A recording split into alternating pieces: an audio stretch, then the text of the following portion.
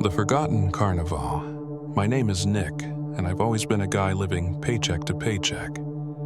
Being a freelance photographer isn't the glamorous life I'd imagined when I first picked up a camera. Most of my work involves snapping shots of birthday parties, weddings, and local events. Nothing too exciting. But that's life, right? You take what you can get.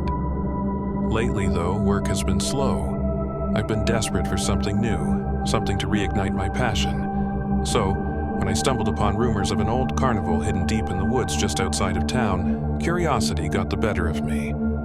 I'd heard whispers about it, how it mysteriously disappeared decades ago after a string of tragic accidents. Some say the owners packed up and left overnight, leaving everything behind, while others claim the place is cursed. Naturally, I thought it was all just urban legend, the kind of ghost story you'd tell around a campfire.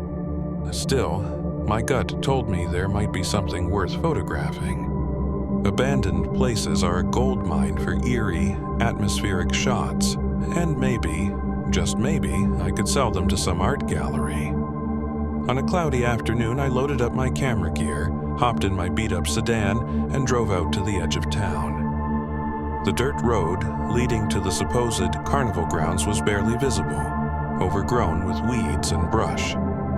As I parked my car and started walking through the dense woods, I couldn't shake the feeling that I was being watched. I dismissed it as nerves. I had to be brave if I wanted something special for my portfolio. After an hour of walking, I found it. The carnival, or what was left of it. The gates were rusted over, their once bright red paint faded to a dull, flaky orange. Beyond them, the remnants of rides and attractions stood like skeletal remains, Ferris wheel cabins dangling precariously in the wind, an old carousel with cracked horses missing limbs, and dilapidated tents whose striped fabric had long since been bleached by the sun. The whole place had an oppressive, eerie stillness to it, like time had frozen the moment it was abandoned. "This is perfect," I whispered to myself as I stepped inside the gates, feeling a rush of excitement. I immediately started snapping photos. The decayed rides, the overgrown walkways, the half-buried clown statues. It was all beautifully creepy. Every click of my camera shutter echoed through the empty grounds. As I ventured deeper into the carnival, I came across an old funhouse. Its entrance was a wide, painted clown face with gaping jaws for a door. The paint had peeled away, revealing the rotting wood underneath, but the eerie grin was still intact. Something about that face unsettled me, but I pushed the feeling down. This is what I was here for. Capturing the unsettling beauty of forgotten places. I stepped inside. The air was thick and musty, the smell of decay clinging to every corner. I could barely see, so I switched on my flashlight and moved cautiously through the narrow, winding halls. Mirrors lined the walls, warped and cracked, distorting my reflection into grotesque shapes. Each time I passed one, I caught a glimpse of myself twisted into something monstrous. And then, I saw something move. At first, I thought it was a trick of the light, a shadow or reflection in the mirror, but when I turned my flashlight toward the end of the hall, I saw it. A clown, standing perfectly still, its face painted in garish reds and whites, grinning at me. My heart skipped a beat. For a moment, I thought it was just a mannequin, part of the old funhouse decor, but then it twitched. I froze, trying to process what I was seeing. The clown's smile grew wider, stretching unnaturally across its face as if the skin were pulling back too far. I stumbled backward, my flashlight shaking in my hand. "Okay, Nick, calm down," I whispered to myself. "It's just a part of the funhouse, right?" But deep down, I knew that wasn't true. I backed out of the funhouse slowly, my eyes never leaving the clown. As I reached the exit, I heard a faint sound, like a giggle, echoing through the walls. My blood ran cold. I bolted, rushing back outside into the fading daylight.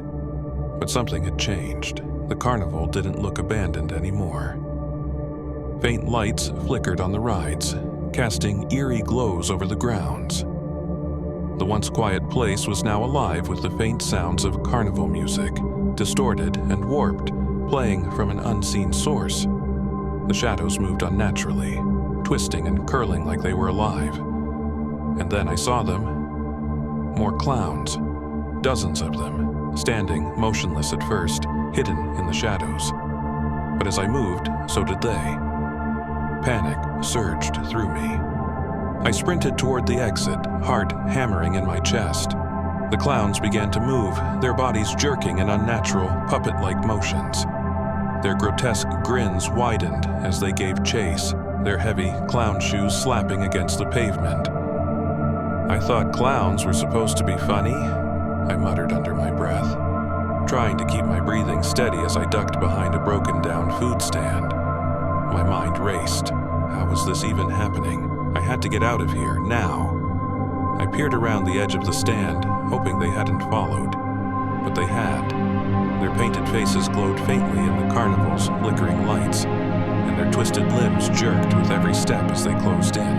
I needed a plan, fast. I spotted an old generator near the Ferris wheel, half covered in weeds. If I could get to it, maybe I could cause a distraction, something to buy me time. I bolted for it, my legs burning as I ran. The clowns cackled behind me, their laughter filling the air like some nightmarish chorus. That was all I needed. I took off toward the gates, my camera banging against my chest, my lungs burning from the effort. Behind me, the clowns' footsteps grew louder, their distorted laughs echoing through the night. I didn't stop until I reached my car. I jumped inside, started the engine, and sped down the dirt road, my hands shaking on the wheel. In the rearview mirror, I could see the carnival fading into the distance, but the faint glow of the lights and the haunting giggles lingered in my ears. As I drove away, I couldn't shake the feeling that the carnival hadn't let me go. Not really. I drove for miles, my heart pounding, trying to distance myself from whatever nightmare I had just witnessed. The trees zipped by, and the further I got from the carnival, the more I expected the tension in my chest to ease. But it didn't. That haunting laughter still clung to my mind like an unwanted shadow, as if the carnival wasn't just a place I had left behind, it was something that had followed me. When I finally reached the highway, I pulled over to the side of the road to catch my breath. My hands trembled as I turned off the car. The night was quiet now, save for the hum of distant traffic. I leaned my head back against the seat, trying to make sense of everything. Clowns don't move like that. Carnivals don't just come alive out of nowhere. And yet, there had been something horribly real about it all. I glanced at the camera in the passenger seat, wondering if I had managed to capture any of it, proof that I wasn't losing my mind. With shaking fingers, I flipped through the photos.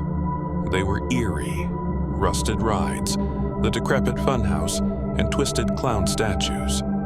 But something was wrong. The photos looked normal, too normal. No lights, no movement, no signs of life, no clowns.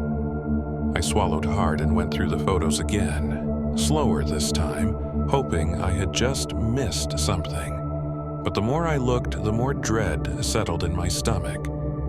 It was like the place had erased itself from my camera's memory. I shoved the camera into my bag, starting the engine again, desperate to get home and put this nightmare behind me. But as I turned onto the road, a faint sound caught my attention. A soft, rhythmic thump. My eyes darted to the rearview mirror. In the back seat, barely visible in the shadows, was a small, painted face. A clown doll, grinning widely, its glassy eyes staring back at me. My breath caught in my throat. I hadn't brought anything from the carnival. I hadn't touched a thing. The doll's head tilted slightly, as if acknowledging my gaze. Then, it started to laugh. Let me know in the comments below if you want to hear more from this story. Please like and subscribe. Thank you.